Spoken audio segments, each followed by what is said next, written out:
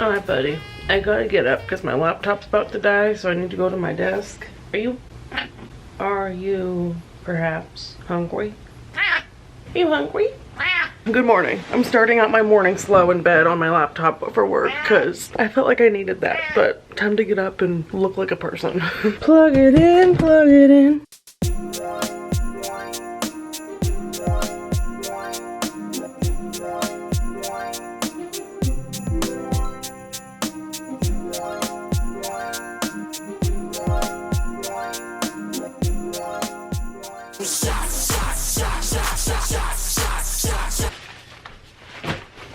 The time is here to wrap presents. Do you agree? He agrees. So I'm not gonna go balls to the wall yet and put on Narnia and do all my gift wrapping like I do every year. But Bonnie's birthday is Friday.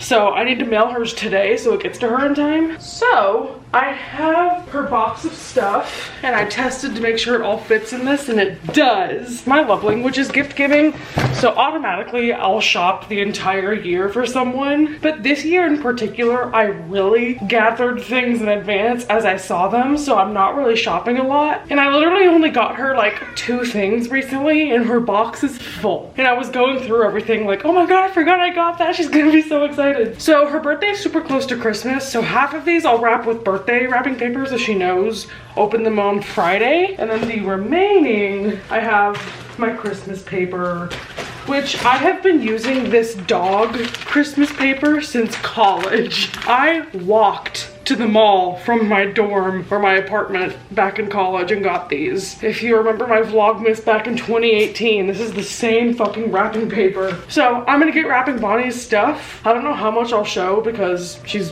here. Hi. Actually, you know what? She probably won't watch this by her birthday. Whatever. I'm probably gonna have her do a video of her unboxing it, so you should be able to see it. So you're not missing out on it. It's fine.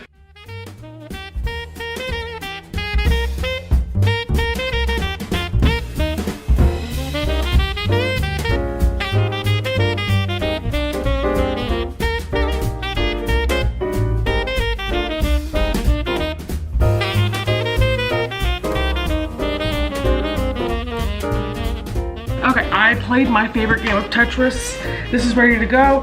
I need to drop it off at the post office today, though, for it to get there in time for her birthday. So I'm gonna head out and do that.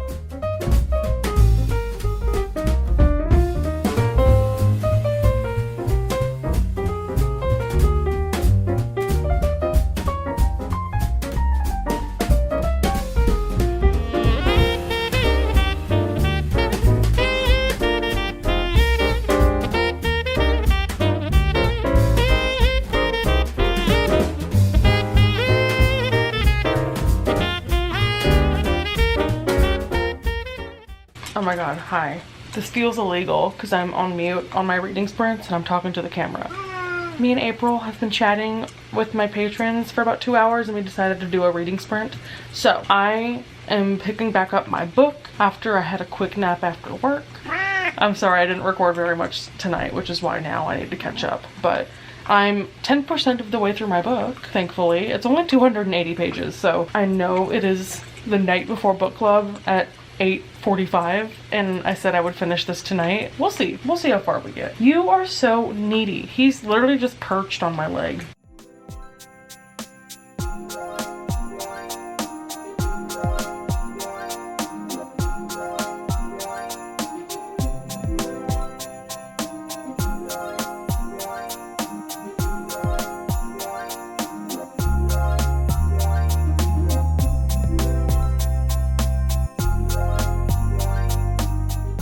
Y'all, there was absolutely no way I'm finishing this book before book club tomorrow. I'm already like, why did I do this to myself? Anyway, I got up to 20%. Yeah, I'm on 16%. The plot of it so far, let me do a little update for you. The main character and her rival author enemy are both randomly invited to a stranger's house for Christmas, and her publisher is like, hey, you need to get a life because you've been agoraphobic for a year after a really nasty breakup, and I think this would be good for you, her editor told her. And so they get on a plane to go to this random person. My beef with it so far is that that's kind of unrealistic to me. A random fan is like, hey, you're my favorite author, like come fly out, and that part is so underexplained, of like someone invited them to their estate in England and two of the publisher's authors get flown out to London on a private jet. I'm like, what is this? You do end up finding out obviously like who invited them and why. I won't reveal it, I guess, even though it's at the beginning of the book. The one thing I'll say about this, the main character is recovering from a lot of shit, so this book is doing a lot of jumping back and forth in time about like why she hates Christmas, which it's so Lifetime movie in my head that people are like, ugh, Christmas is the worst, but I feel like this main character actually has reasons to not enjoy the season, which I am so blessed to be someone who, like, I've never lost anyone around the holidays. I don't have any bad memories associated with the holidays. So this book is reminding me that like some people aren't Christmas haters because they're Ebenezer Scrooges. They just, it reminds them of terrible times, and this main character falls into that category. Like I said, she's been agoraphobic for the past year, so I like that there's conversations around her like anxiety and having not really been out of the house in a long time. Relatable. Also, I don't like books that are enemies to lovers, but the enemies to lovers is just the girl hates the guy and considers him an enemy because she thinks he's annoying, because that's all men. There's really no like clear reason why they're rivals other than he kind of pokes fun at her and she's like, you're a bully to me, like you need to stop mocking me. And she has this whole thing where she is very sensitive to being poked fun at, which I really relate to. I was really expecting this to be off the bat really cheesy, and there are some writing style moments that I'm not gelling with, specifically the male main character slash potential love interest. He behaves like he's 15. Like, he does not behave like an adult man who is a best-selling author. He's so blasé about everything and makes a joke about everything, and even when they meet like an 80-year-old who makes a joke to them, he goes like, oh my god, will you marry me or adopt me? I don't care what. Like, he just speaks like he's a child, and it's not situation appropriate. But already you're starting to see cracks of she'll confront him or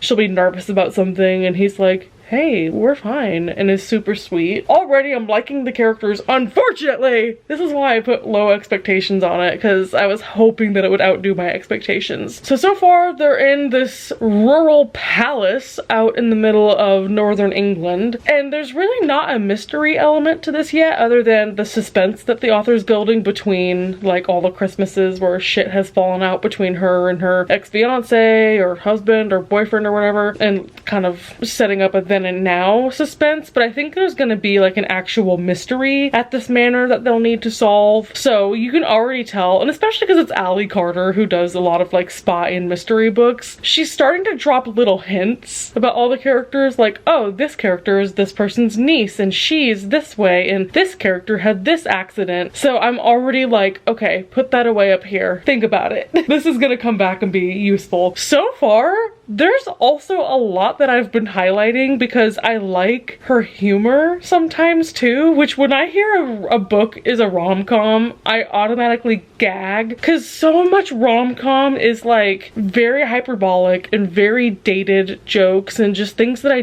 do not gel with. In this one, I'm actually finding like, oh my god, that was clever, or oh, like that was a funny way of phrasing that. Even though there are some misses, there's also a lot of wins, so I'm pleasantly surprised, which I shouldn't be because Ali Carter is such an established author. I shouldn't have doubted her abilities. Right now, I feel like this could be like a 3.5 star, which is significantly better than I had aimed or hoped it would be. So we'll see how much I get through. I'm hopefully just gonna speed edit tonight. Hopefully today I didn't talk too much. And then hopefully from like 11 to 2 a.m. we can see how far I get through it, and then I can read it on my lunch break tomorrow. It's just so rough with mysteries because then I don't want to be spoiled if I don't finish the book, so we'll see. Book club is right at 5 p.m. so I might just have to take an L and go to it without having finished the book. But I think I'll be able to like finish it and give it a semi decent rating. Already, I have some positives to say about it, which is more than I thought I would. Anywho, thank you for joining me for this Monday. It was a lot of just working, so apologies, it might have been slow, but I also did get some stuff done, heading out to do some gift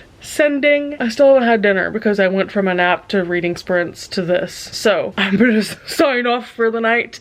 I hope you all have a wonderful week. Thank you for joining for another day of Vlogmas. Thank you to April for hanging out with me on our live tonight. See you tomorrow. Bye. Mwah.